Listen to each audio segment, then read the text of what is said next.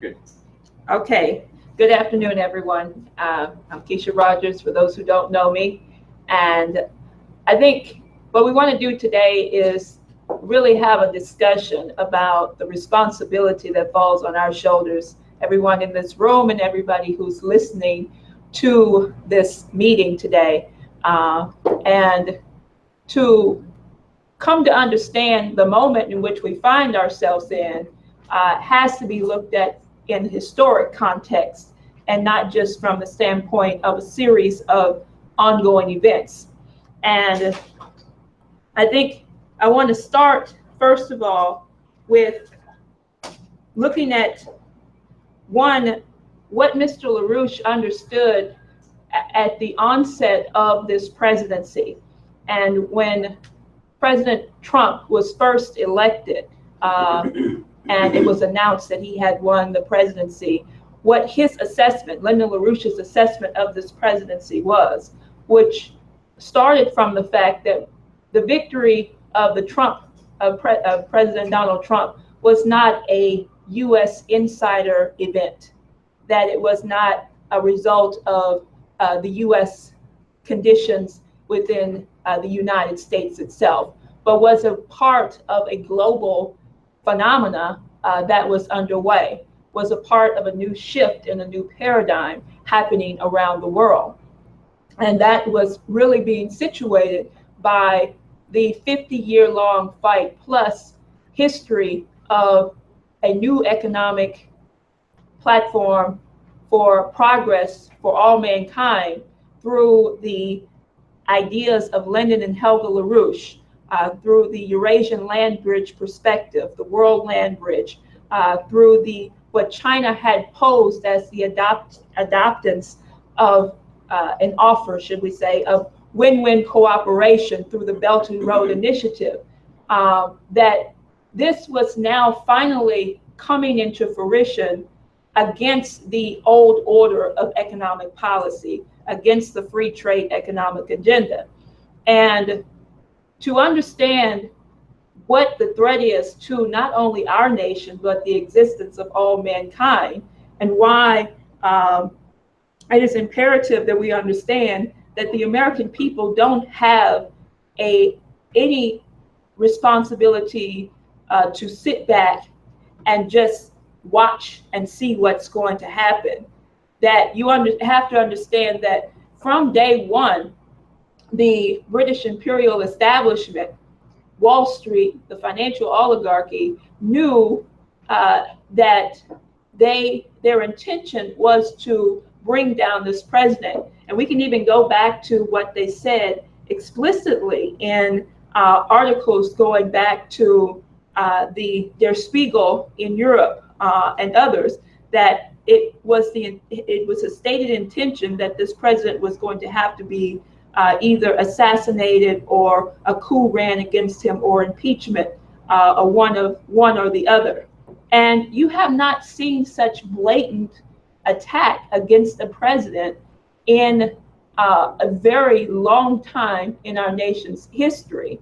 And right now, this attack is actually posing serious consequences, not just for this nation, but for the progress of all nations. Because as Mr. LaRouche stated, and this was actually brought up yesterday in discussion on our website, I'd encourage people to go back to the statement of Lyndon LaRouche addressing the current onslaught of insurrection and violence and the coup attempt against the president that's ongoing right now. And he made statement that was actually put out in an article called "Stop the FBI Fraud, Stop the Coup Against the President, What the Lying Media is Not Telling You." And Lyndon LaRouche communicates the idea that he calls upon the American people to shut down the coup underway against President Trump, which was fed Thursday by the lying testimony of fired FBI Director James Comey before the Senate Select Committee on Intelligence. LaRouche said that the coup is an FBI-type operation attempting to destroy the United States, and if it is not stopped, the world will face general war. Now, contrary to what the media is saying and the whole popular uproar around the idea that this is a Democrat versus a Republican, liberal versus conservative issue, the reality is, as Mr. LaRouche has been warning, the firing of Comey was directly taking on this British imperial establishment, taking on the British Empire. That's what, and their lackeys, which fall in line of what we've been actually going after for the history of this organization, and which we understand very strongly because of the history of the attacks by this establishment, by the FBI on LaRouche, and on what we have stood for defending this conception of the American system against this British imperial system. And, we have taken to the streets en masse in Washington, D.C., around Trump Towers, and made it a wide, vivid campaign that we are calling on the American people, as LaRouche has, that the defense of this presidency right now in the stopping the coup against the presidency is just as vital as it would have been if the American people had woken up during the assassination of the President of the United States many times before, including President John F. Kennedy, including President McKinley, and I'm going to go through a little bit of that, and going back all the way to President Lincoln, and for that matter, those are presidents that people know a little bit about the assassination of, but how it really got started with the assassination of the first Treasury Secretary, Alexander Hamilton. Because why? What did they actually pose as a threat? Well, all of these individuals made very clear their despise for the system of free trade, British imperial system, and were strong advocates for a system of pro-tariffs economic development through a national credit system and banking system.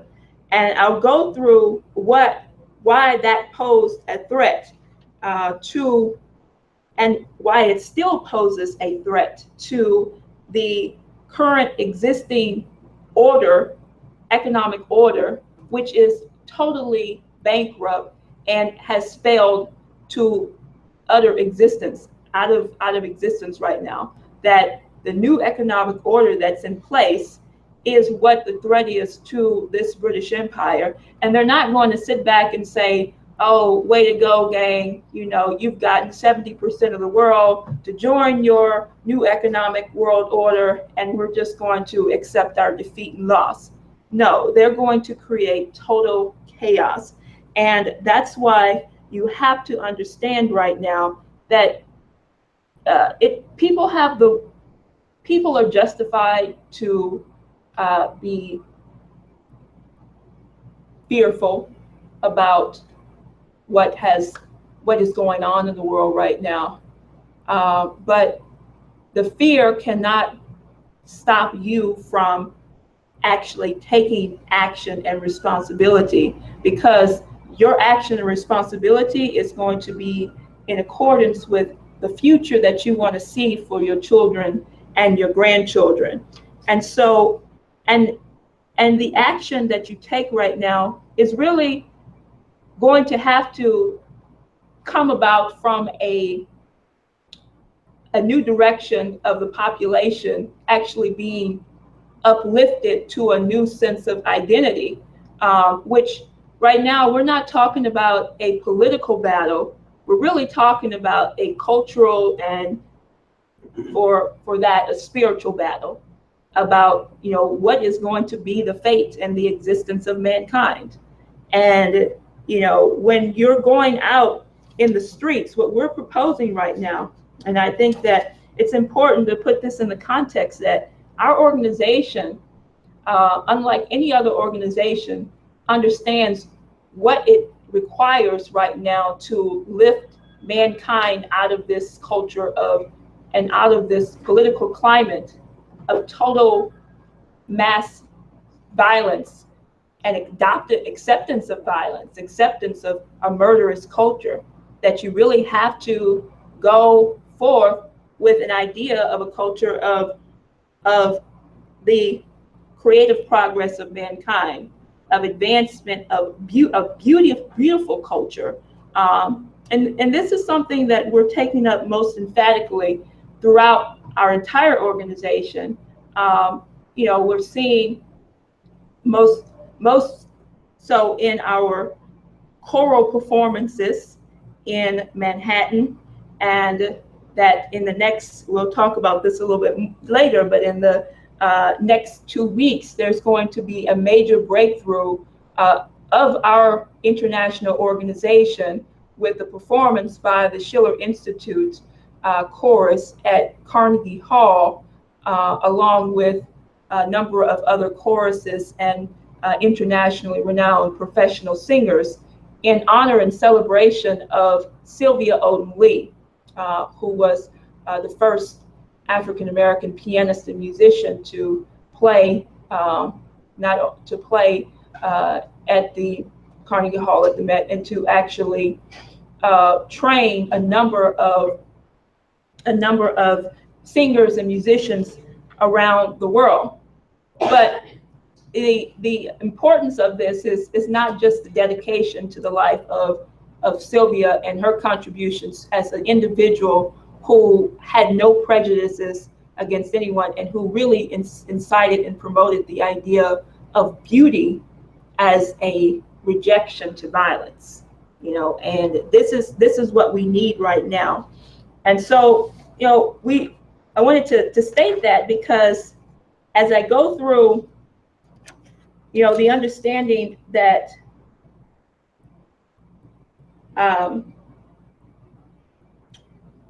right now, you look at what has unfolded in the whole onslaught of the coup attempt against the president. Well, why has this gone on? And, you know, I want to take up a few moments here to just highlight some of what has happened in the recent period. Give me a second here.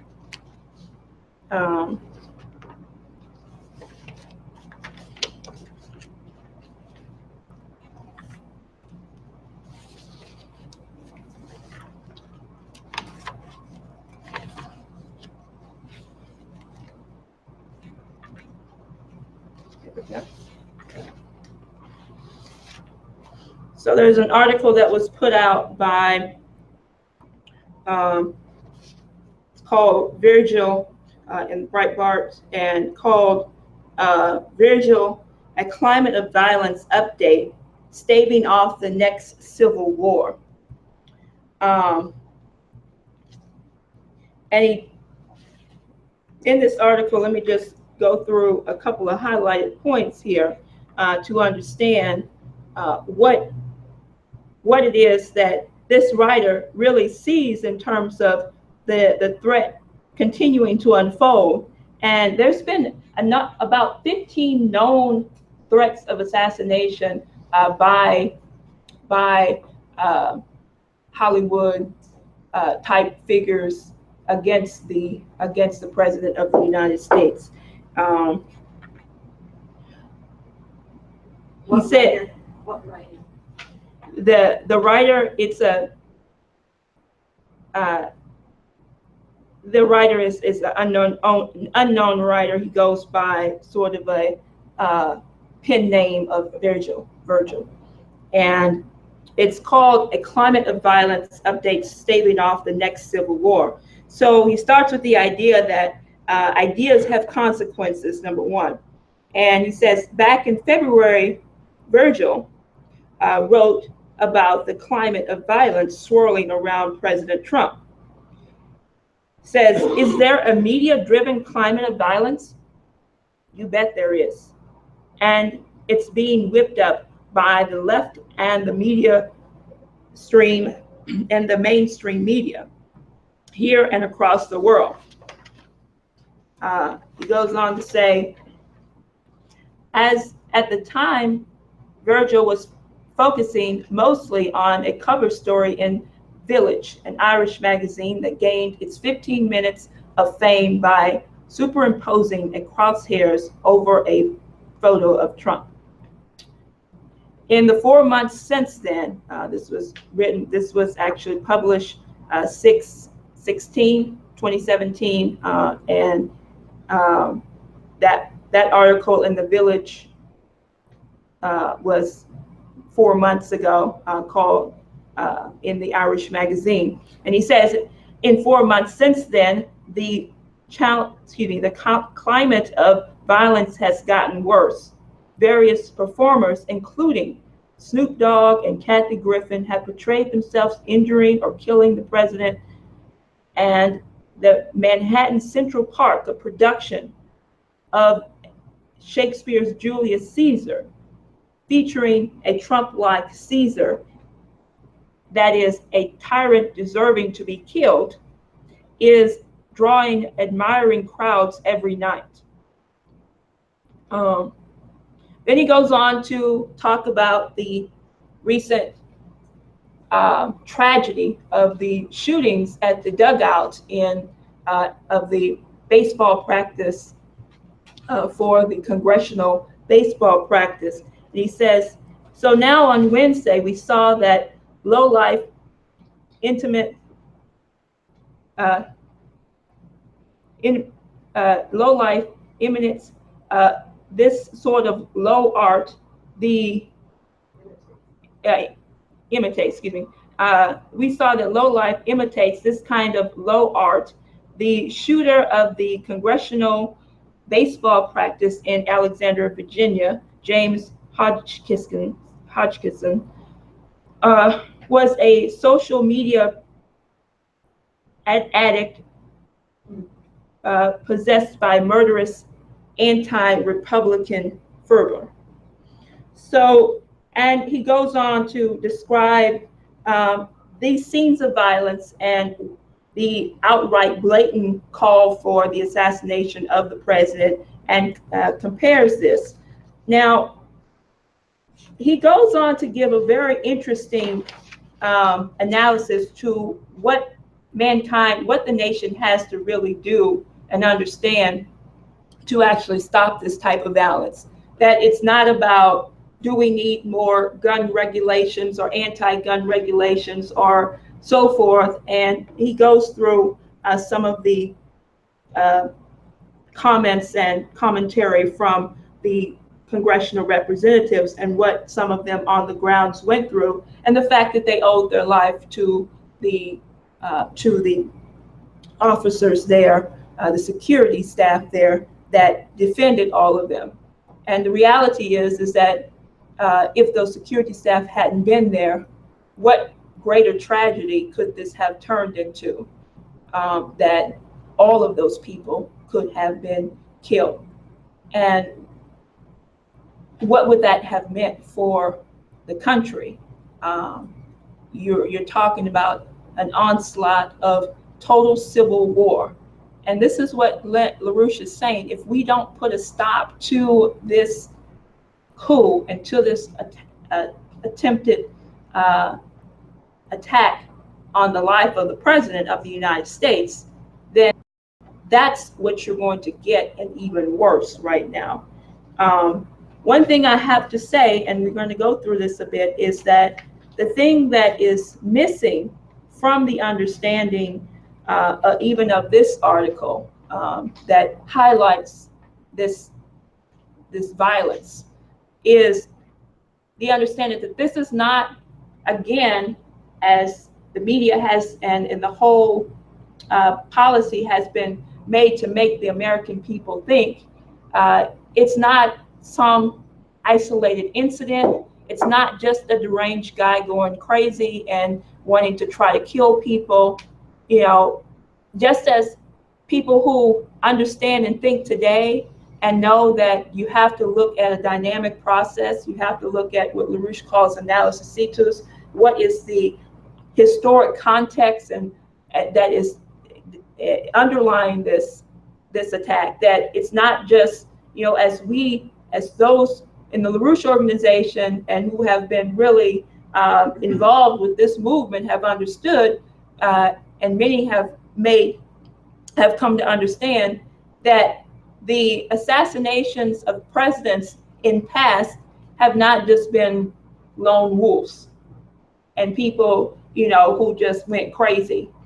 They were highly connected to the British Empire, and the British Empire used these people as pawns and patsies as a part of a whole orchestration to try to put total chaos on the United States and to destroy the United States and keep the United States from going toward what these individuals were actually destined to bring the United States and the whole rest of the world into, which was a new economic financial order, which was a new paradigm for mankind. And the reality is that today, the British Empire has a lot to go up against in terms of trying to keep their system, their one world order system afloat, which is the fact that 70% of the world has joined with China, Russia, and the whole 1/3 of mankind, and the whole new economic order and the new paradigm that is absolutely underway. And if we're going to win this fight, the essence of my discussion today is the defense of this nation, of mankind, requires that, one, President Trump and the leadership of this nation immediately come together and adopt Lyndon LaRouche's economic policies, join the new economic order and new paradigm of the Belt and Road Initiative by implementing, first and foremost, a national credit system in the United States, going full scale with the program of what past leaders such as the American system economist Henry Carey, and the influence going back to Alexander Hamilton, and the influence on the thinking of Lincoln, Franklin Roosevelt, McKinley, and others to a national system of pro-tariffs, pro-credit, national credit, and that we need a restored vision and national mission in this country. And the last time you saw that in the United States was through President John F. Kennedy. That President John F. Kennedy didn't just talk about economic infrastructure, and he went even beyond his former predecessors. He took great invoking of the spirit of those who came before him around the idea of the American system. But he understood and really took on the empire, and why he was a threat is because he did more than just invoke policies. He said that he understood that the American people had to see themselves as a part of a vision, an optimistic vision for mankind. And that's what the Apollo mission was actually about. And I want to go through just a couple of examples of the, before I get into the policy, the economic policy that shaped the Apollo mission and what President Kennedy understood about what was surrounding that scientific platform, to go back, first of all, and look at some of the ideas that developed that. around the previous presidents of the United States who actually moved to defend this very idea of the American system economy. So just give me a second here while I.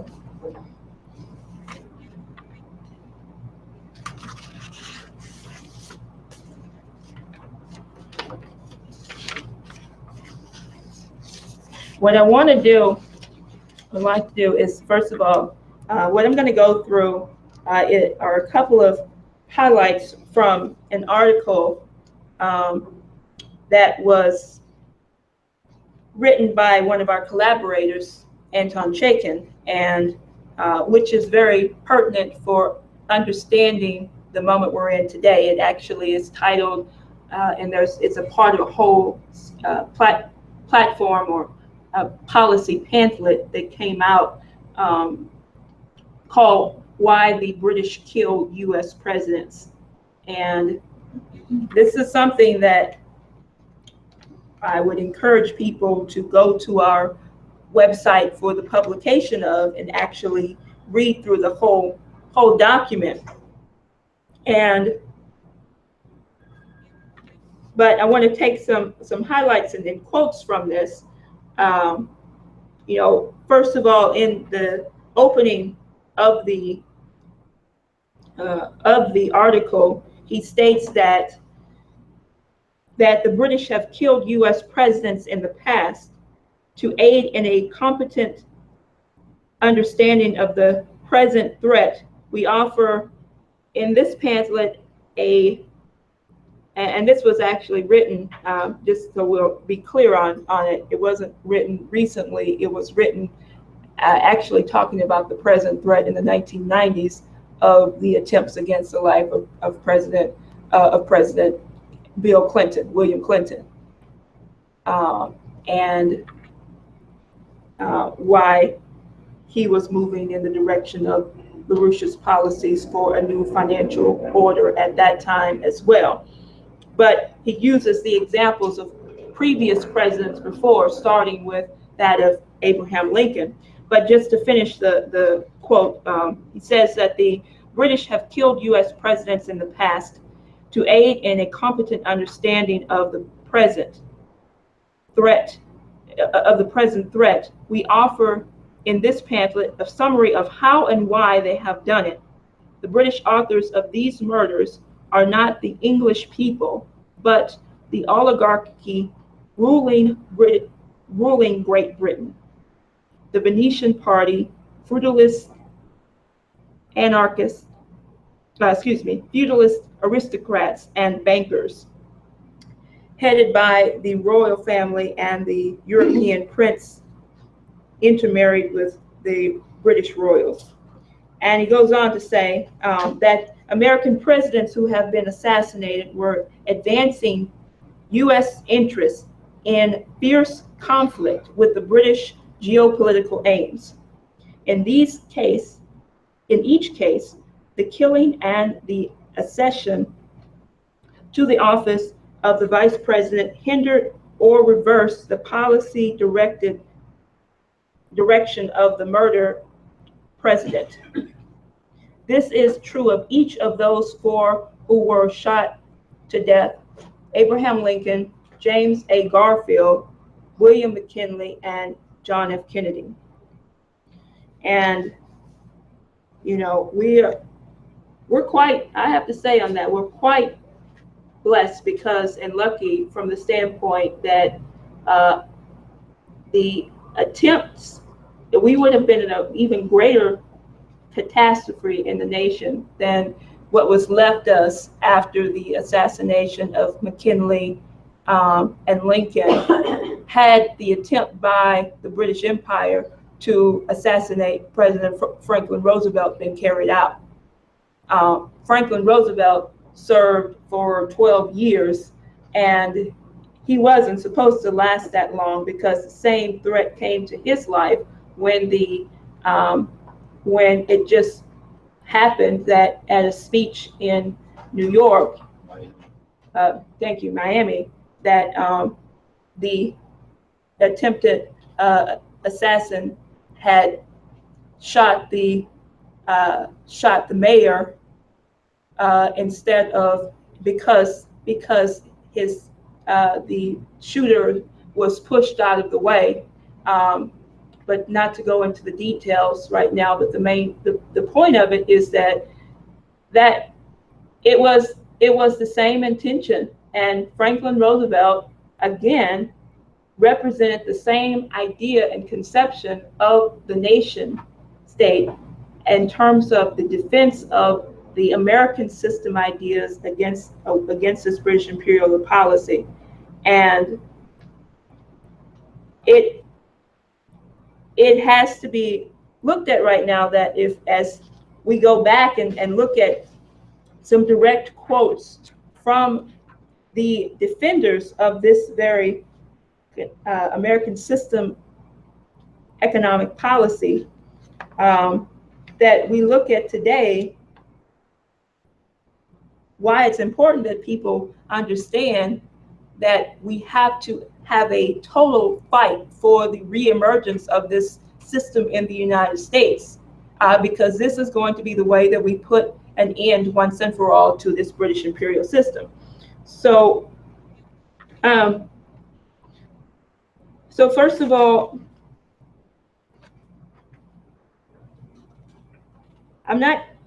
what I want to go through is a couple of highlights of what were the policies of these past presidents that were very blatantly against the system of free trade. And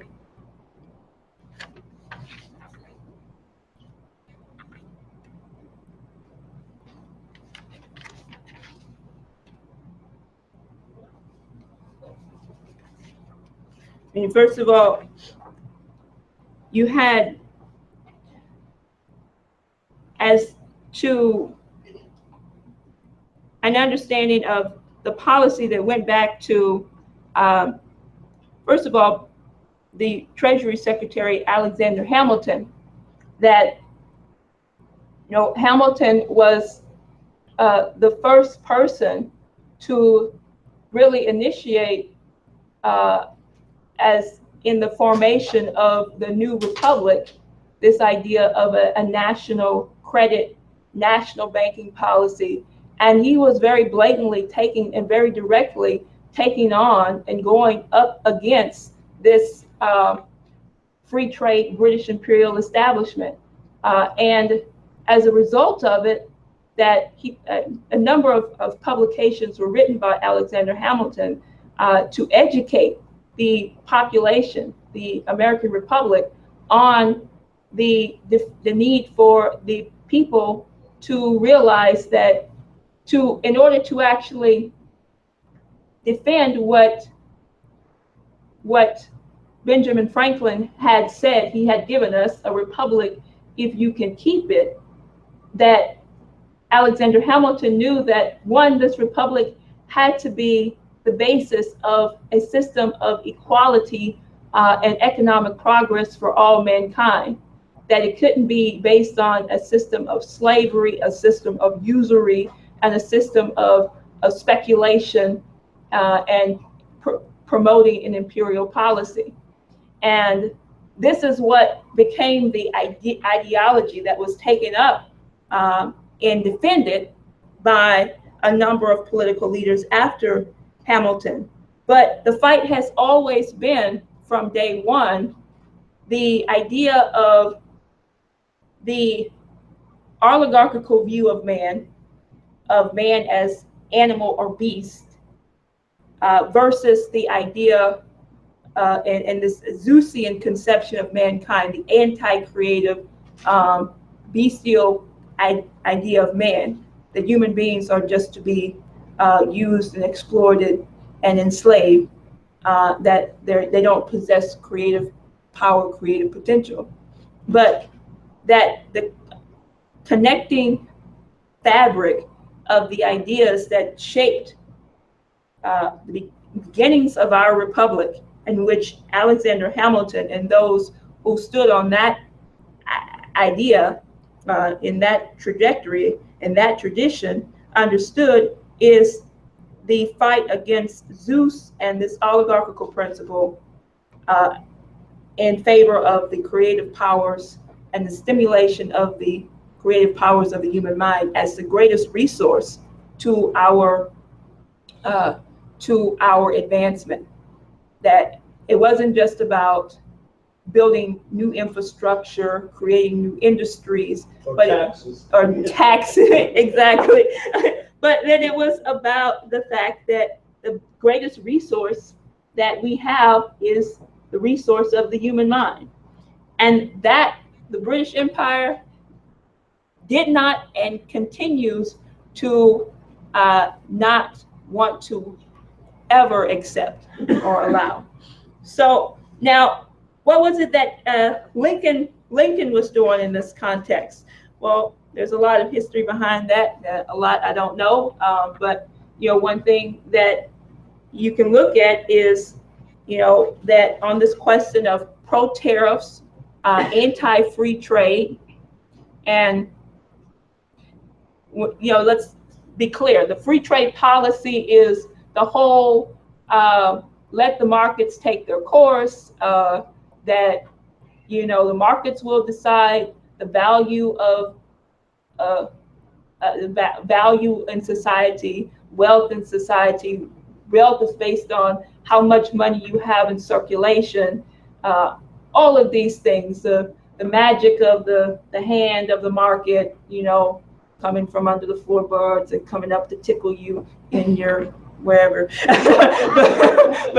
but all of this insanity, and this is what people. This has been the fight that this. It wasn't just a fight against a free trade system, but the understanding that this free trade system could never actually produce a culture of progress economically by defining the greatest resource to that progress as the creative mind of mankind. That's not a free trade system. I mean, some people try to say that if you're innovative, then you're creative, and then you create things and you sell it for a bunch of money, and you might have some slaves to help you produce it. That you bought on the free market. That you bought on the free market. Yeah, you brought so.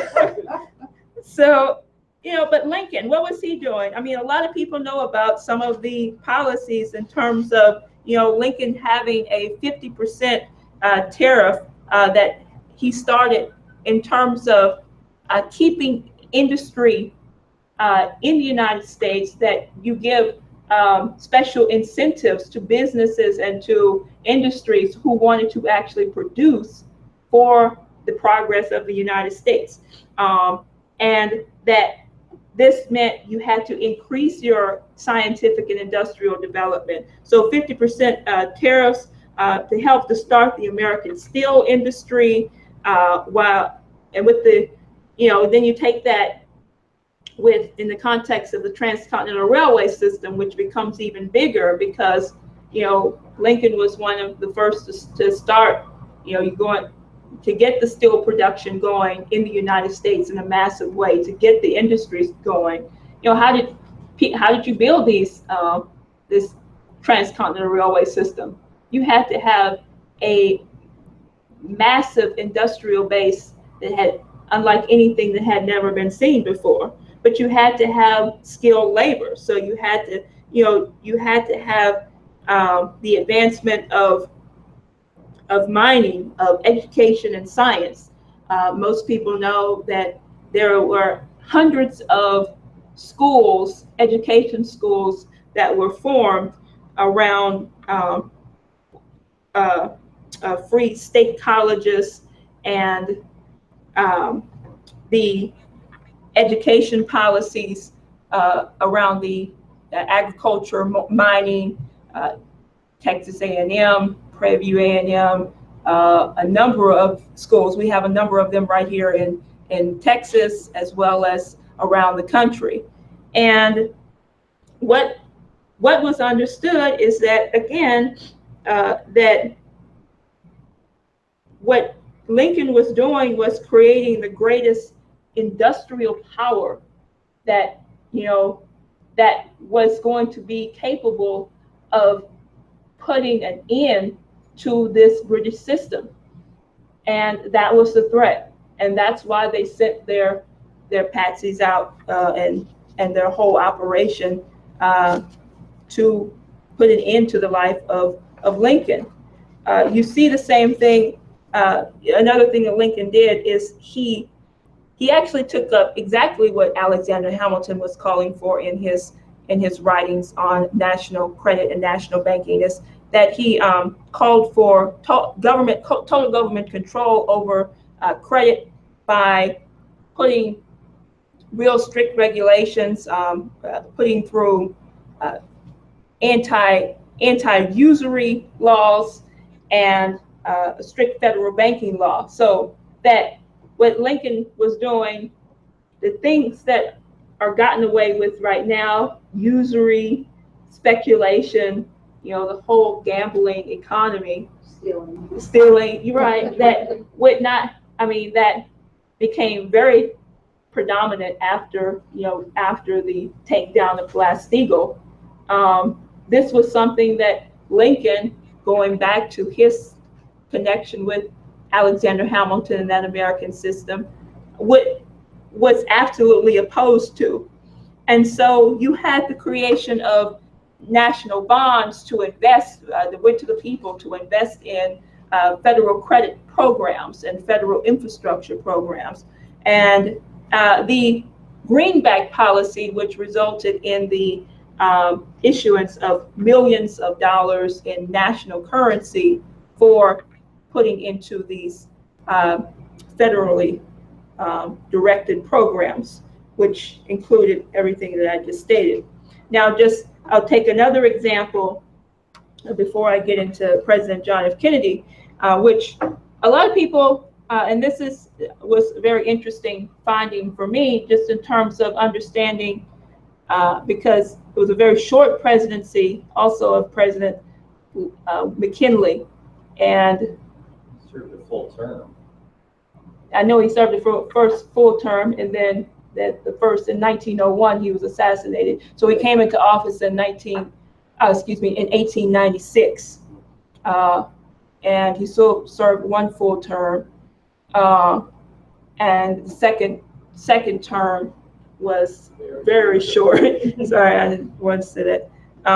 And why was that the case? Because in his first term, McKinley didn't actually hesitate to go to state his despise for the British imperial system, for the British free trade system. And I'll just read, quoting from a speech that McKinley gave in 1892, when first of all he was governor of Ohio. Prior to his entrance into the presidency, he was already advocating against the slave system of the British Empire and the Confederate system, already advocating against the policies of the free trade system. He says, we have had all of the Confederate, i.e. Southern Confederate states in the Civil War currency we want. And we are not only opposed to Confederate currency, but we are opposed to the British political economy. Free trade shaves down the working man's labor first and then scales down his pay by rewarding him in a worthless and depreciated state currency. Later, he takes on even stronger this British free trade policy by saying, quote, free trade may be suitable to Great Britain and its peculiar social and political structure, but it has no place in this republic, where classes are unknown and where caste has long since been banished, where equality is a rule, where labor is dignified and honorable, where education and improvement are the individual striving of every citizen, no matter what may be the accident of his birth or the poverty of his early surroundings. Here, the mechanic of today is the manufacturer of a few years hence. Under such conditions, free trade can have no abiding place here, end quote. So, it's very strong. I mean, there's no denying that these individuals were very devout defenders of the American system against this British imperial system. And so the same thing continues in terms of, looking at all of these proponents of the American system, from Lincoln to McKinley to Franklin Roosevelt, John F. Kennedy, represented a very threat to the British Empire. And so now you look at what is unfolding. Hold on 1 second. You look at what's unfolding right now, as said, and why it really has to be the understanding that we've come to the end of a system, an end of a new paradigm. I mean, an end of a paradigm, an entrance of a new paradigm, and that the same idea, that the same defense of the American system, a system of pro-tariffs, of anti-free trade, is exactly what President Donald Trump came into office defending. And many people don't even know this, because if you wait on the media to tell you about the number of numerous speeches that have been given since the election of Trump, defending the principles of Henry Clay, the principles of Lincoln, the idea of calling for a system of national tariffs, calling for a fair trade system as opposed to a free trade system. And that is going to be the winning strategy for President Trump right now, if he is going to defeat this oligarchy and defeat this threat against. And that's the winning strategy that we have to actually educate the American people to stand up and defend. Because contrary to what the media is trying to incite amongst the American people, that, as what I just went through, this is not a matter of a Democrat versus Republican issue. That these are the liberals inciting this violence, or the Democrats. That the people who are being used to incite the violence are those who are directly in line and acting on behalf of the British liberal imperialist establishment. And that we have written a number of articles. I'm not going to use this discussion platform to go through it, but I encourage people to look at the articles that we have put out, going through the intention behind what we call some people call it the deep state. We call it the blips, or the British liberal imperialist establishment, and the onslaught of that by and the defending of that policy by going back to what we now see as the supporters and defenders of that, of former President Obama, and people like George Soros, and that those same individuals who made it clear that they were for the pro-free trade system, and therefore the system of going against the new economic order, for anti-human progress. And that was clearly stated when the refusal of the offer for joining with the Belt and Road Initiative, the BRICS initiative, and the win-win cooperation of China was rejected. And since then, we've seen that totally the direction shift when the threat became when Trump came into office and said that he wanted to reverse the policy of regime change, of the war policy toward nuclear war that had been a policy slated to be continued by Hillary Clinton, and to go with the American system economic policy. This is when he became a real threat to the oligarchy and their claim to hold on to their existing power. But as said, that power has no weight any longer because their system is bankrupt. And that what we have as a real weapon in a fight in our fight right now to defend mankind, the progress of mankind, again, goes to the understanding that we have to establish a new conception of man through an optimistic vision of mankind. And this is, this is what captures the idea of what President John F. Kennedy did. Because as I've been a strong proponent and a fighter and defender of the American space program, I think that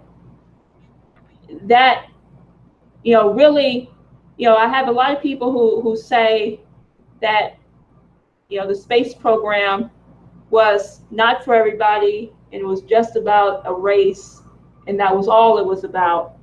And Kennedy's words himself, made very clear that, competition had some doing with it, but that was not the ultimate goal. And the real idea behind it was that you had to uplift the population through advancing their creative powers, to giving them something to look forward to in the future in terms of something to be optimistic about. Give me a second here. I want to see. So, think about what the Apollo program really represented as we look at the trajectory of the defense of the history of these past presidents around the idea of invoking a national credit system and invoking the idea of a whole new foundation for economic progress in society. 1 second.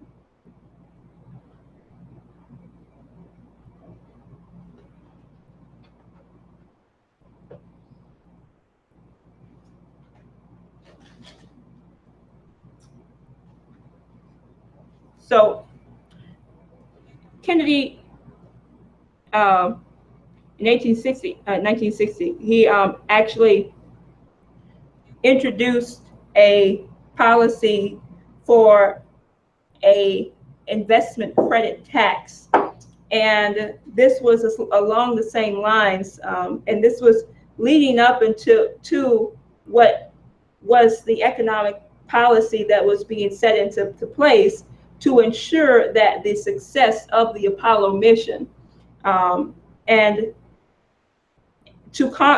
a statement and message, his tax message to Congress, he made the following remark. He says that American success has been one of rising productivity based on improvements in skills, advances in technology, and a growing supply of more efficient tools and equipment. He stated that the rise had been reflected in rising wages and standards of living. for our workers and a healthy rate of growth for the economy as a whole. New investments in additional plants and machinery were made. More jobs were created in construction, lumber, steel, cement, machinery, and other related capital goods industries. You know, this is what was actually being done even before we set foot into a space rocket to launch man to the moon.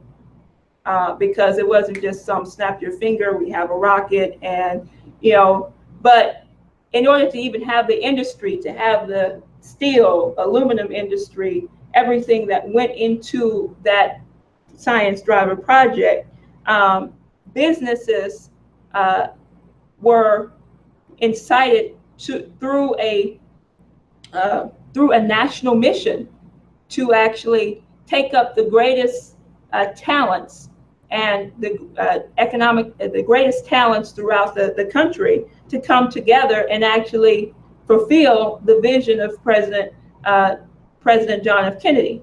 And this was not going to be done in any circumstances by a total privatization of the space program. It was not going to work at all. And that's a very crucial point right now.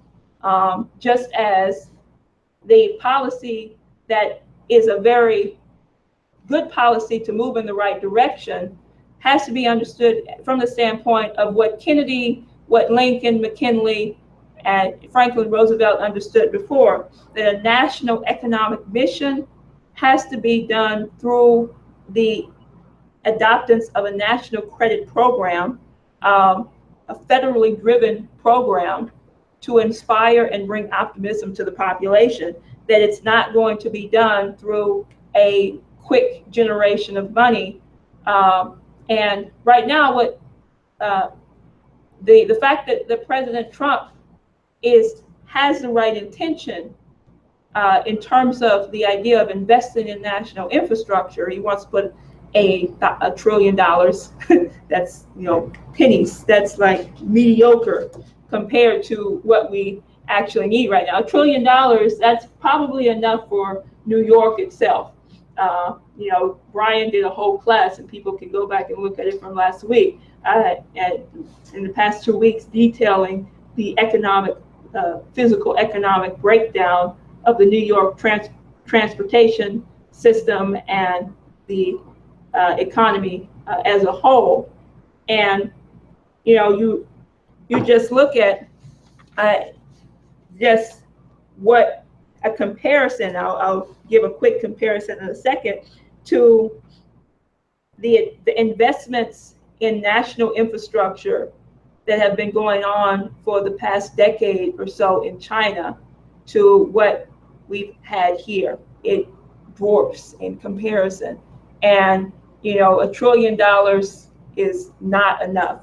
So, but you're not going to get private investors to invest in the economy when you have the whole financial system that is disintegrating right now, that is totally bankrupt. Where are they going to get the funds from?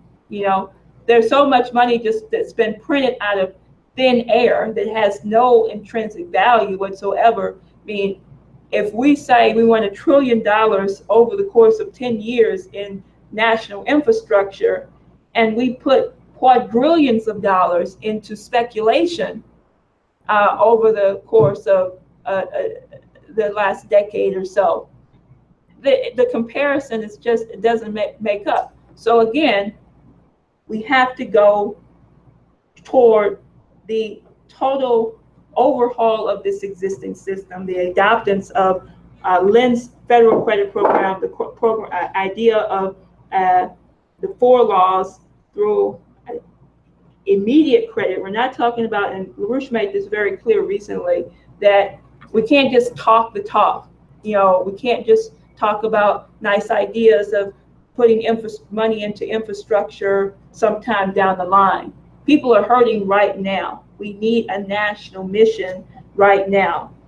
And Kennedy and the vision of Kennedy is what we can really take as our strong point. You know, that the Apollo mission, again, it really captured the imagination of the American people, and it organized the greatest economic recovery that the nation and the world had really ever seen. You know, since the mobilization under FDR and World War II and our arsenal of democracy, and since the mobilization around Lincoln's transcontinental railway system. I think it was the fact that, according to reports, that it was only that only the building of the Panama Canal rivaled the Apollo program in size, and that this was the largest greatest non-military technological endeavor that was ever undertaken. And then you had, outside of that, the Manhattan Project, which was really developing the greatest scientific and technological advancements. That's what the Apollo program was doing. And to just conclude with that, I wanted to just say, you know, take the idea of what President Kennedy said, you know, emphasizing that this was not just a national mission. It wasn't just a race to beat the Soviet Union. You know, that became a part of it in order to get incite the excitement and the funds and so forth that were needed. But Kennedy made clear what his thinking was when he said that he said, quote, this is not merely a race. Space is open to us now. This is in his inaugural address. This is not merely a race. Space is open to us now, and our eagerness to share its meaning is not governed by the effects of others. We go into space because whatever mankind must undertake, free man must fully share, end quote. So now, when was that speech? That's the 1961. Now, when you were just a spring chicken. right. Finally, what just I want to note, there was an article just on this question of even others understanding that the free market system of privatization is not going to work at all. I was pretty shocked that this article actually appeared in the New York Times, but and there's some problems with it, but the point is made clearly. The article is titled, and this goes, it's titled, "World Offers Cautionary Tale for Trump's Infrastructure Plan." And starts off, I'll read a little bit of it. This is by, the author is Peter Goodman. And he says, "The rest of the planet bears a warning for President Trump's plan to lean heavily on private business in conjuring $1 trillion worth of American infrastructure, handing profit-making companies responsibility for public works can produce trouble," he says. And then he goes on to talk about examples of that. He says, "In India, politically connected firms have captured contracts on the length of relationships with officialdom, yielding defective engineering at bloated prices." He says, "When Britain handed control to private companies to upgrade London's subway system more than a decade ago, the result was substandard, budget-busting work, prompting the government to step back in." In Canada, he he says Canada has suffered a string of excessive costs on public projects funneled through the private sector, like a landmark bridge in Vancouver and hospitals in Ontario. And he says, now by contrast, but China has engineered one of the most effective economic transformations in modern history, in part through relentless investments in infrastructure, traditionally financed and overseen by an unabashedly powerful state. China illustrates both the benefits and perils of state domination. It has constructed projects strategically as part of a highly successful effort to catalyze economic growth.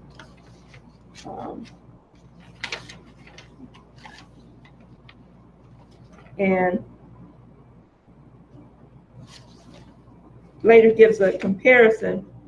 He says that China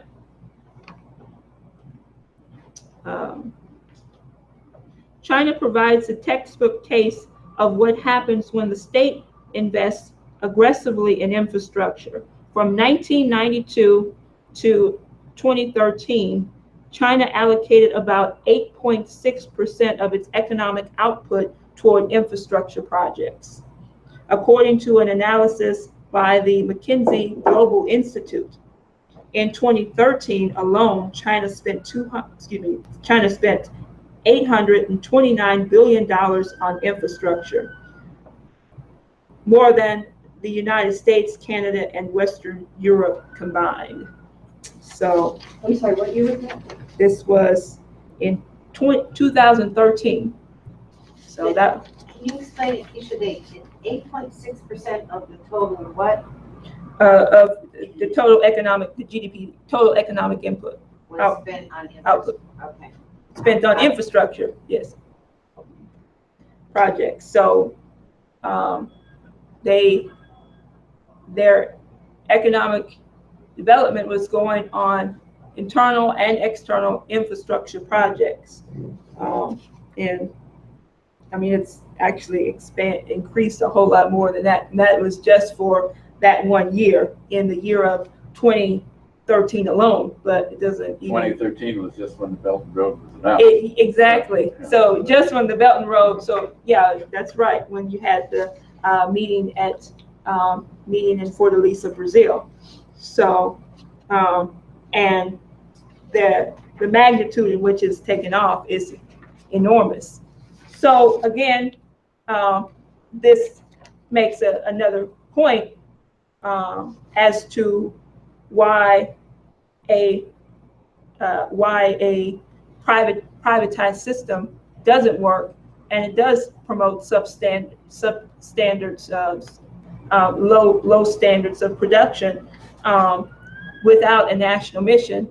And the only way that you're going to have a replacement for that is that you can't have a system, a national federal system that is actually trying to build infrastructure in substandards, meaning trying to build infrastructure without first putting through immediate adoptions of a whole reorganization of the financial system.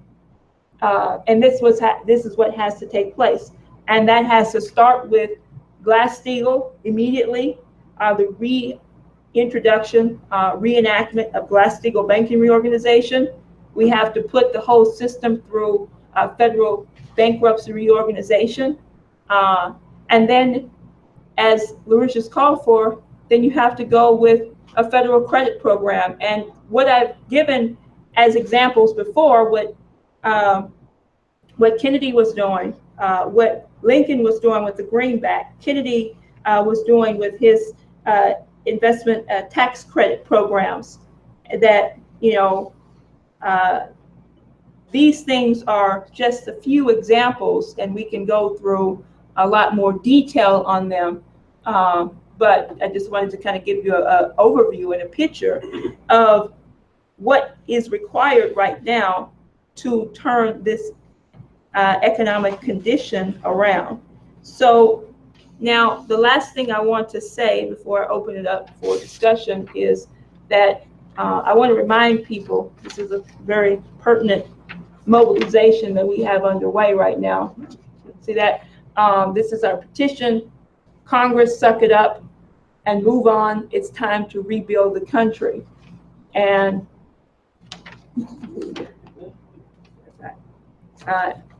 this is online. You can actually sign this petition online. For those who are watching, if you don't know, once you go online for the petition and you want to go out and get your friends at events or Rotary Club meetings or other meetings that you're involved in, union meetings. Go to LaRouchePack.com. Then you go to LaRouchePack.com and you will find the petition, and you can also print the petition out, and on the back are spaces for petition signatures, and it gives you an address of where the petition should be delivered. So, and you know, it really states the point again that, as stated, the President of the United States, that Trump was voted in because he addressed the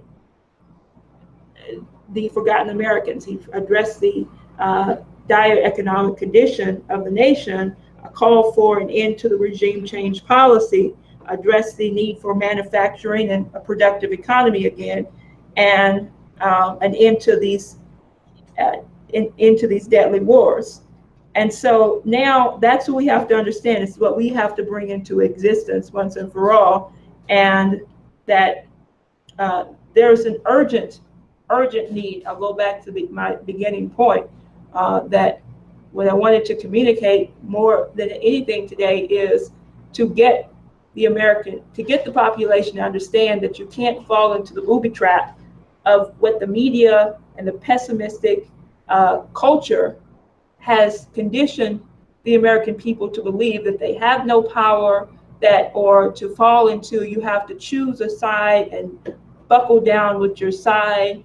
You're either pro-Trump, against Trump, or liberal or Democrat or whatever, and you have just fallen into the hands of the trap of the British Empire. And if more people that we get to understand the fight of Lyndon LaRouche as one of the last living embodiments still today, living and fighting for this anti-British American system tradition. This is what President Trump has to understand he's up against. It can't just be a nice speech, I like protectionism and tariffs and, want to promote infrastructure, but you really have to understand. Yeah, right. And not to undercut, because the fact that for the first time a president is talking about restoring our apprenticeships, education policies in apprenticeship programs, and reintroducing those in trade schools. We haven't had that in a long time. I would say we also need to invest, as we have the trade schools. We need to actually reintroduce the programs for music, art, and classical education back in the schools as well, because this was another thing that was very prominent in President John F. Kennedy and President Franklin Roosevelt's economic policies. It wasn't just economics of building up industries and infrastructure, but again, advancing the creative powers of the human mind. So I want people to take to the streets in great optimism about the fact that we will be victorious over defeating this coup and bringing the United States into this new paradigm for mankind. And that is fully underway right now. So why don't I stop there, and then let's have some discussion, or you can correct me where I was wrong or expound on. We've got all these experts in here on history, so historical experts, take it away. Keisha, for these major infrastructure projects that we're talking about trillions of dollars, Mm-hmm. there's a severe shortage of skilled labor in the various kinds of fields that are needed. So the president calling for trade schools is very, very important. Yeah. We need people to build the roads, we need engineers, and we need people who can do things that they are not technically an engineer, but they'll be working with some very skilled people. So we need these trade schools, and we have a shortage. Millwrights, yeah. We do, and that's a very important point, because right now the breakdown is so dire in terms of the physical economic conditions that have been a result of failed economic policies for the past several decades right now, that it's not just you can start these schools going and start people going into education programs, but what Trump said himself is that you're going to have to put people immediately to work while they're being educated. I mean, this is not really different from what Franklin Roosevelt was doing in the CCC programs, the Civilian Conservation Corps, where people went to school at night and worked during the day, or vice versa. That you had to have hands-on educational training. And we need that now more than ever. But, the other aspect of it, going back to the culture we have to deal with, is, the lack, real serious lack of skill in our society. And that the skilled workers that were those who were fighting, who were various instrumental in the building of the Apollo program, the engineers, the scientists. Some of them are still around. Many of them have passed on. Many of them are in their older ages, and so, but they're going to have, we're going to have to actually bring those who are capable back out, as LaRouche was calling for, to train a new generation of skilled workers.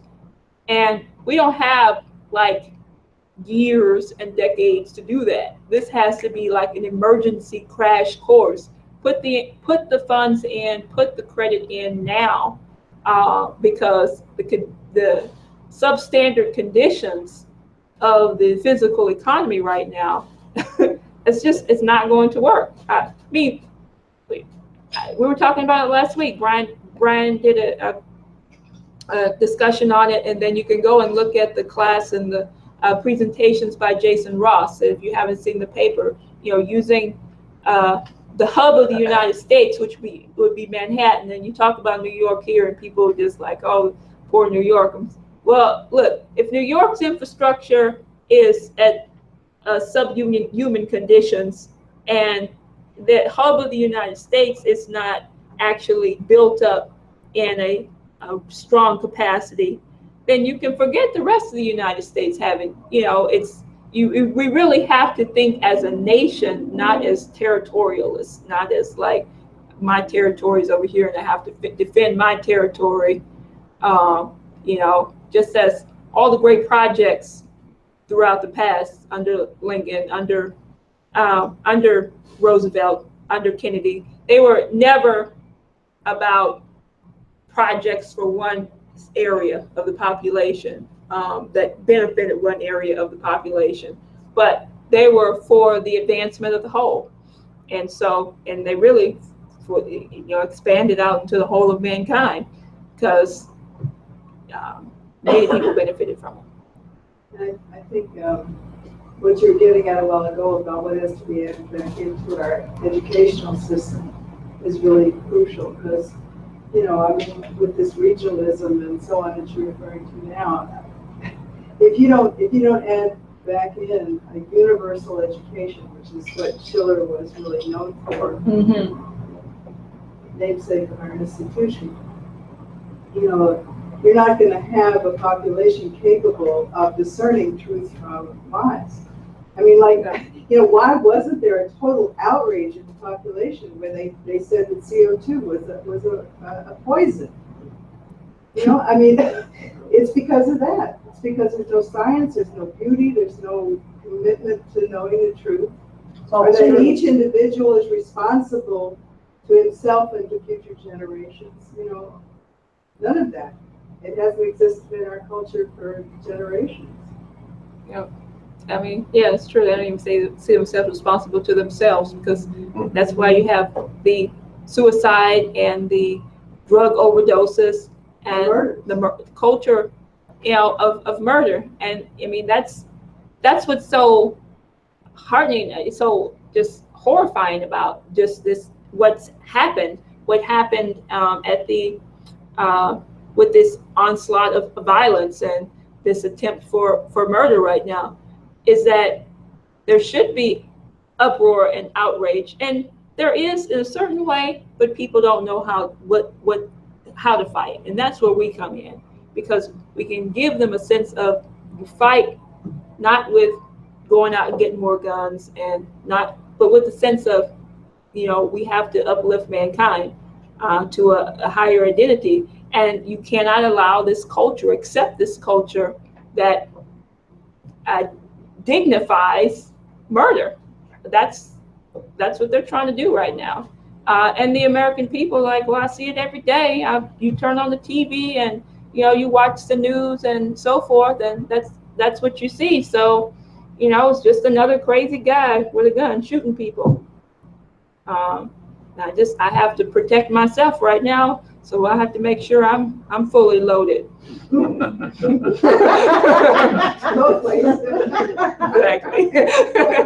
Go ahead. I'm sorry.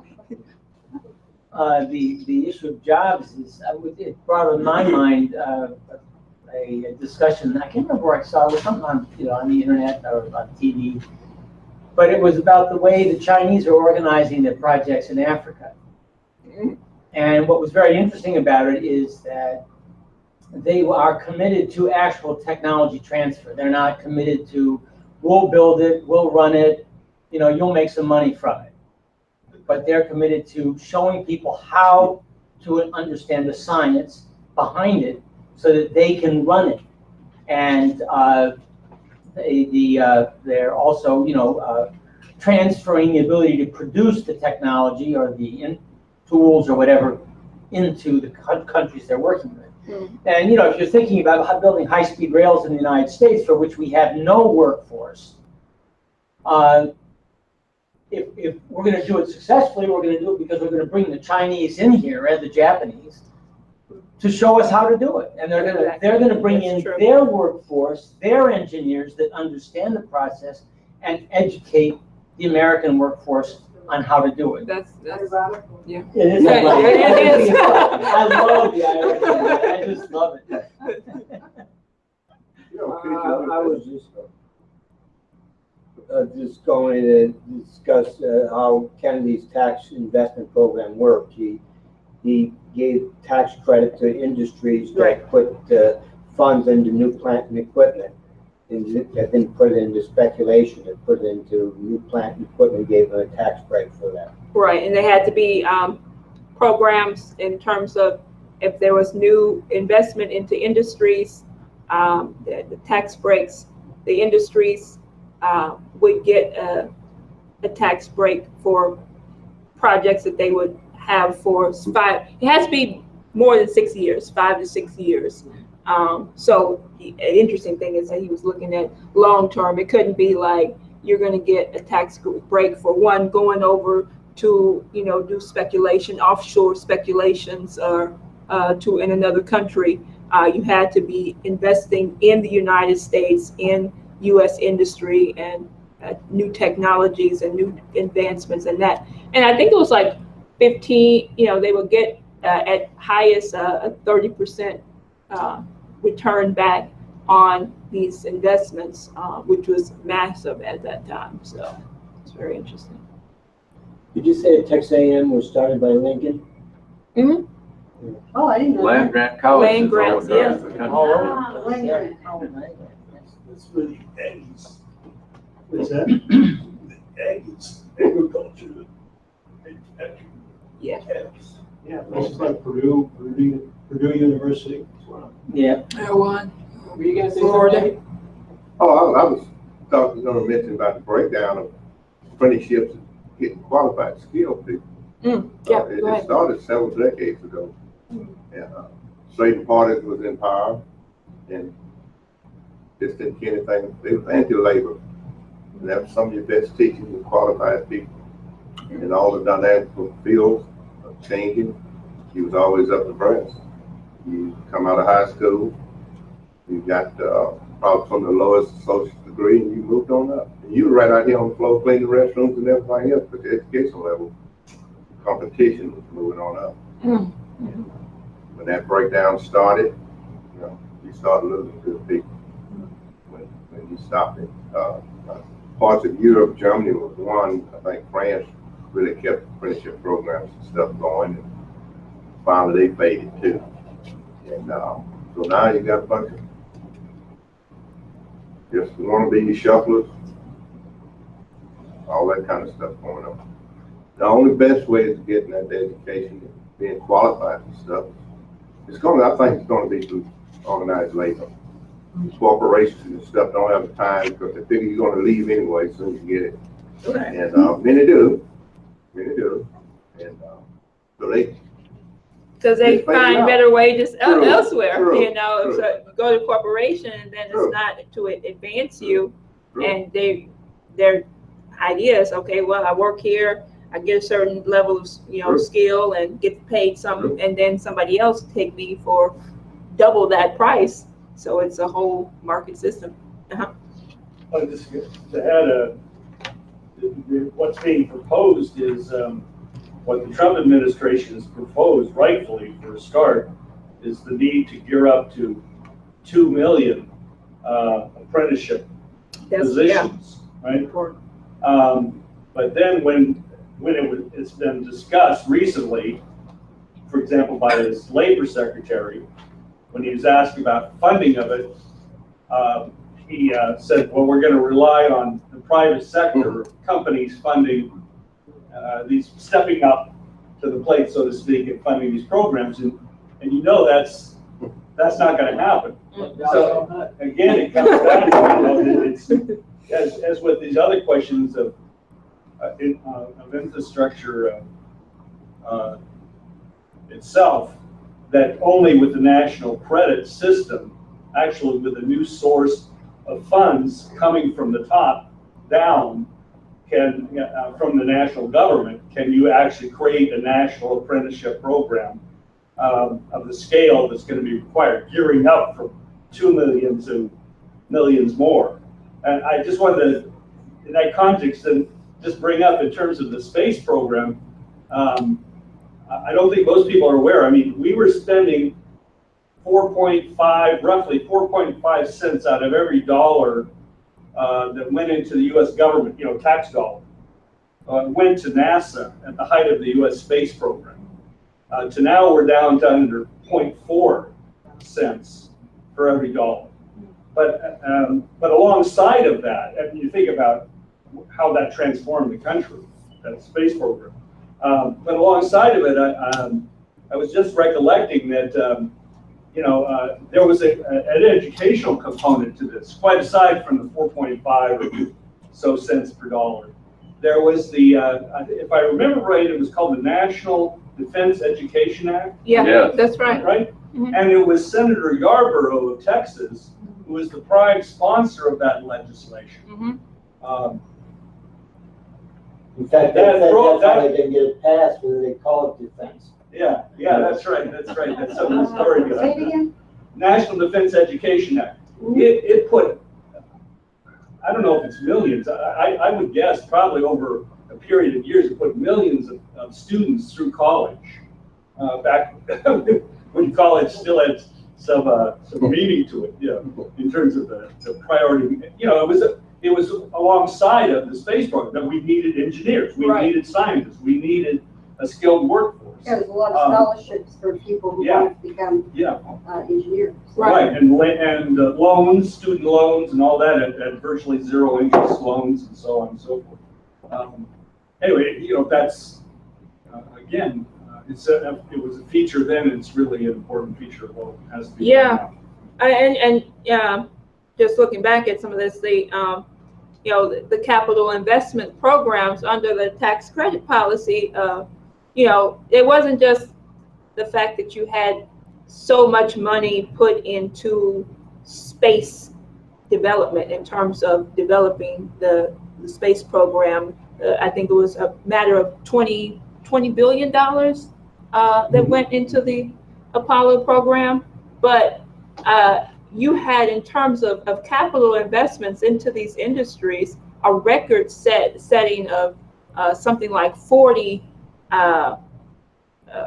billion that in the year of 1962, that income, there was a corporate profits doubled, almost 7 million jobs were created, and there was a 20% income increase in the income. And then there was a comparison Marsha did in one of her articles, Marsha Freeman, where looking at the shift in productivity from the 1950s, where around 1950 to 57, you had, well, first of all, you had a decline in new orders of capital goods. Well, first of all, you had explosive growth that was going on underway in 1963 under the Apollo program, as opposed to what you had before, because basically after the death of President Franklin Roosevelt, things had petered off quite a bit. But you had an 8% decline in new orders of capital goods in the non-defense industry, which reached by the 1958 almost 18%. Yeah, that was the big 57 recession. Yeah, LaRouche that's the recession. That's Yeah, that's right, man. That book, oh, that's a long time ago. and then, you know, so in 1958, you saw a net loss of 211,000 machine tools, as compared to in 1963, you had a net addition of over 124,000 heavy industries that came into existence, and that the U.S. companies that investing in these new technologies had taken off in massive ways. So, so no, it's really that very point that the space program just would not have made it just through private investments that didn't have this national mission orientation to, you know, keep it in line. Well, having tax credits for that kind of stuff sure makes a lot more sense than just some of the stuff Obama did with having tax credits for, you know, remodeling your house to add solar panels. Yo, good. We don't need any fancy fusion. Get some solar panels. When you were talking, I was thinking about this famous phrase from Kennedy. You know, we do this not because it's easy, but because it's hard. And, you know, it's kind of become one of those phrases that you hear so much you don't think about too much. But that's actually where creativity comes from. You know, if you pose something that's hard that has to be solved, then you are fostering, you know, the creative potential of your population. Whereas what they did later on with the whole rock, drug, sex counterculture and the quick money was to make it easy. Yeah. And, you know, it becomes easy and nobody, you know, has any creative, you know. Easy to kill yourself, easy to get rid of you. Yeah, That's right, you know. So, you know, this idea that we're doing it not because, you know, because when everybody who's ever tried to talk to anybody about these ideas, you know, people always say, oh, that's too hard, that's not going to happen, that's impossible.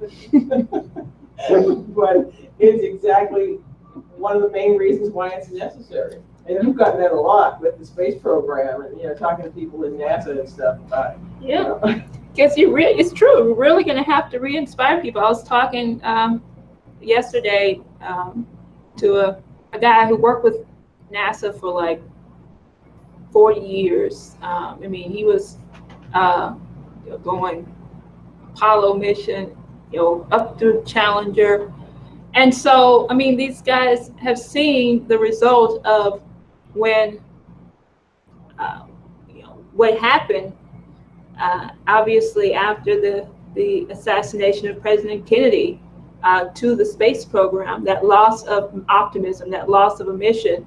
And even though they fought, you give it to these guys who work at NASA, who committed their life to it, these engineers and scientists for so many decades, and they said, we're going to carry out, failure is not an option, we're going to carry out the mission and the intention of what Kennedy wanted us to do, despite, you know, the 1970s uprising of the whole Congress of Cultural Freedom in the 60s, the drug, sex, rock and roll, counterculture, the environmentalist agenda, the the budget cutters.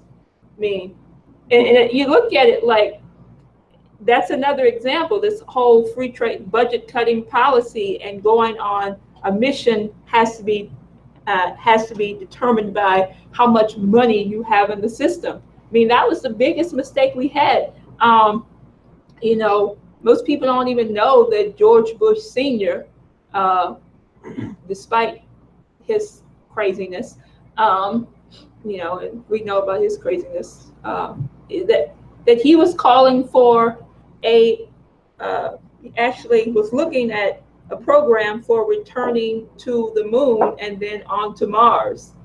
And he actually stated this in a statement with the three Apollo astronauts of Apollo 11 at the National Air and Space Museum, that, you know, said he wanted to have an investigation or a program to be looked at what it would take to get the United States back to the moon and to Mars. Well, first of all, instead of putting LaRouche in prison, I'll say that he should have been going with LaRouche's policies, because we knew how to do this. But as soon as he found out that it was going to take over the course of 2 decades, 20 years, about $500 billion or so, he said, forget that, close the book. Too much money, we can't afford that. You know, national budget, we can't put that in our budget. A lot more than that on the Iraq War. Thank you. A lot more than that on Iraq, Afghanistan, and so forth. So, I mean, that goes as another example of why you cannot look at a monetary system, a privatization system, that we have to have a pro-advancement agenda. Well, so, like he was saying about the trade unions, mm-hmm. are those the only institutions today that have, you know, journeyman programs and apprenticeships? You still have them, but they're fading fast. Yeah. I mean, you got a lot of parties that's anti-labor. It's really hard to find. You know? And you got two parties that are anti-labor right now. Yeah, that's real. You can't say that. You got to fight on a tug of war on each side. Clinton was real nice. His labor secretary, Robert Rice, we talked to him, and Alexis Herman, real down there people knew exactly what they needed to do. But a lot of organized labor people, once he got in there, figured the war was over. It was very mistaken. And you know what happened after Clinton left there, after he come out of office. And that's where it started. And the truly saying, I don't see any way possible other than getting it done unless the glass steel is tight. That's true. You can forget it. Well, look, that's a real. It takes time to get a guy qualified from little to nothing. From starting, your apprenticeships run from 5 to 6 years. The better ones, the high ones on up there, in design and stuff like tool and die making, goes 10 years. That's a pretty good while to teach a guy.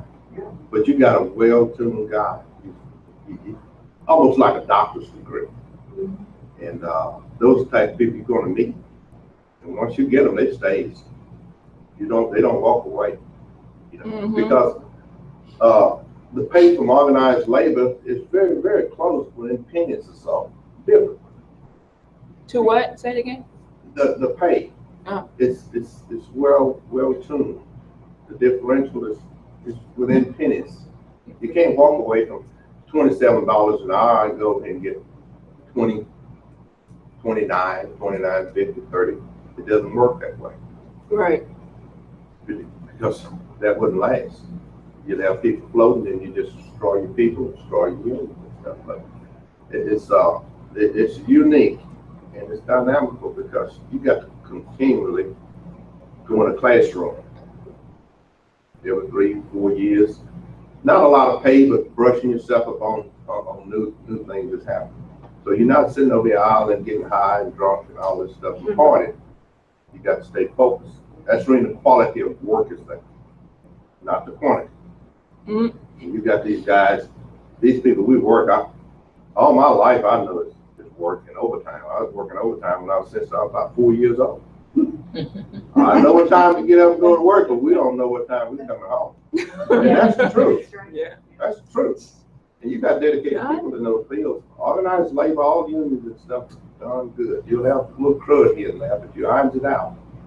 And most of them are kind of squeaky clean. Those people, I mean, you had the people were given a mission. They were going to build something. Absolutely. They were going to create something. They were going to make something. It wasn't just like I need a quick dollar. Right. And society today is, I mean, this is why you got drug dealers. I know personally, like, people say, I can make more money on the street in one night than I can in these low-end jobs that they have society. I've seen it, heard it.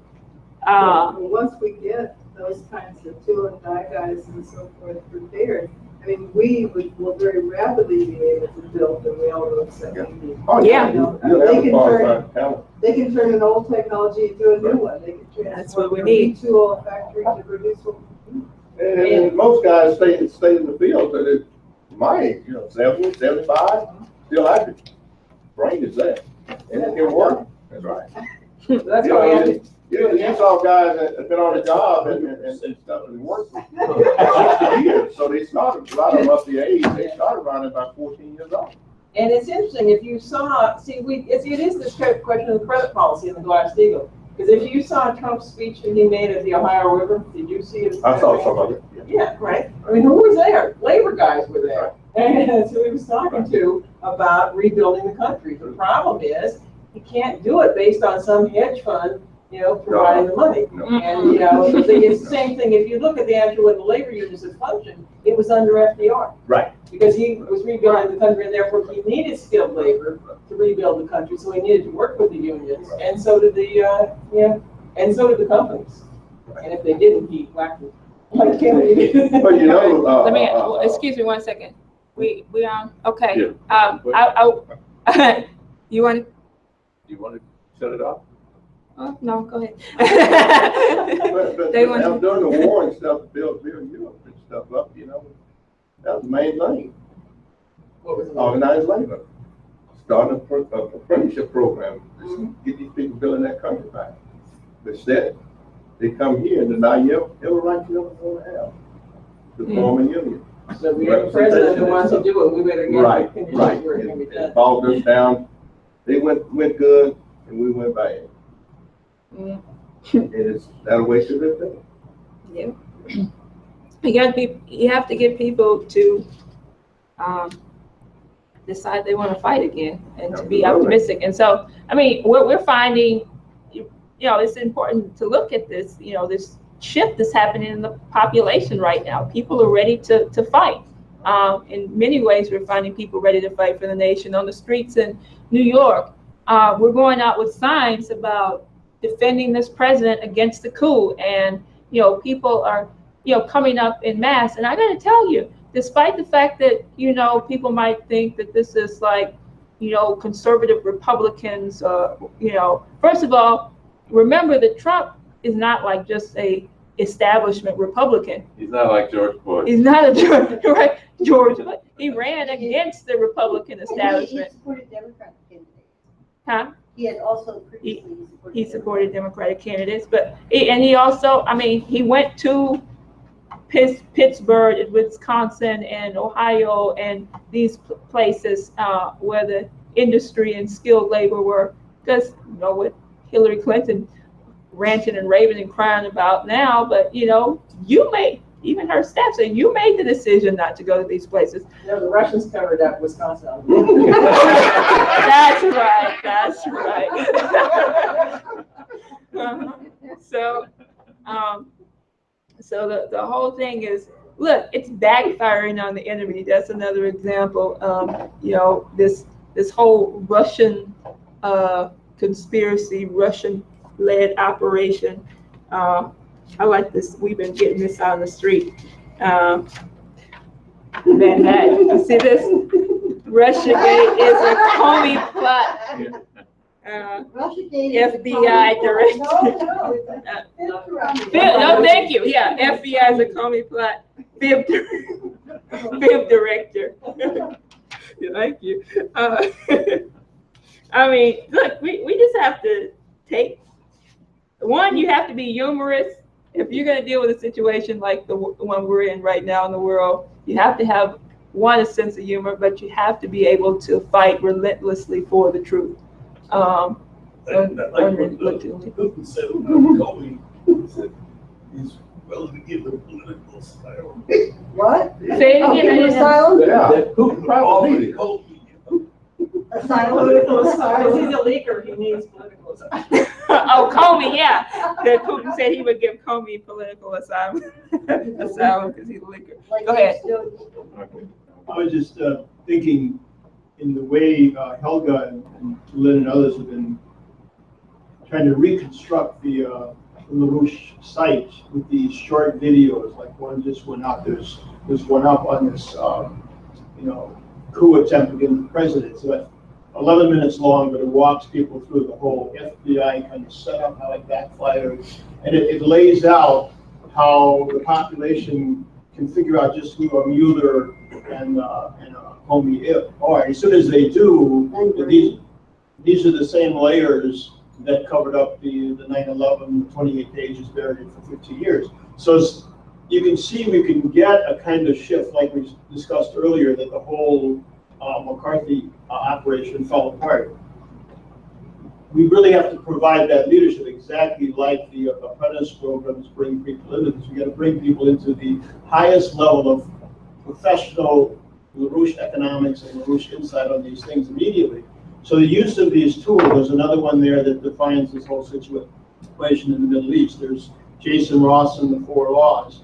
And we really have to take the point on that, because the biggest problem across the country, and farm lawyers, labor lawyers, whatever, is not that they don't want to do what they do, but it really breaks down on this higher level. And the political operation that was run against LaRouche to isolate it. And obviously that hasn't been broken. It's actually the most viable situation ever. So we're using that site and bringing people in on it and just mass sending out these little films to our own networks and other networks. We can cause this thing to break quite quickly. And you know, as soon as Kennedy announced that program, everything shifted to start filling the program. So as soon as you get these physical economy projects at a national level, well, then the fact that you need skilled labor, but it's got to be, as Lynn just said again, three times in the, or more than that in the last week, it's got to start with the ability to have the funding and the directed funding in a manner that it can work. Otherwise, it's really empty. It's just real all talk. You know, you'll have some nice ideas, but go down with the crash and not the war with it. So the website, I think, is really something people should use, bring people in on, get them to get these films. It's an easy tool. Everybody's on the internet. Everybody has email. You do a mass saturation. And then you can always contact us. And to end, again, I'm going to encourage people. I mean, we're not just like petition signers, put a petition up. I mean, this requires action orientation. So the petition I was holding up earlier, I mean, everybody in this room should not only sign it and feel good about yourself and say, oh, I signed a petition. Look, you need to be telling 20 of your friends to sign this petition. If you're a part of any organization, you need to get them to understand why this is important, because it's not just a petition that's inactive, that's saying, oh, you know, support the president and call for nice development infrastructure projects, but you really, I mean, it really is what is absolutely pertinent right now to get this nation on a vital trajectory toward progress. And the whole world is looking for that. I mean, the reality is, of all that is underway in the world right now, being driven by the Asia developments of China and Russia and so forth. One, there's no underestimating that this would not have happened without, first of all, the result of the American system influencing those nations, and secondly, the result of the work, as I said earlier, of the history and the fight of Lenin and Helga LaRouche and our organization, and now that those nations throughout the world are firmly adopting LaRouche's policies. So we need to liberate the United States from this. Tyrannical press. There you go. Did y'all say Tyrannical press. tyrannical press? Which okay, yeah, and the British Empire, and actually get the U.S. on board. You know, we got our little song we always sing, "Get on board, little children." So, so let's end there and get to work here. And you guys let us know what you're going to be doing this week.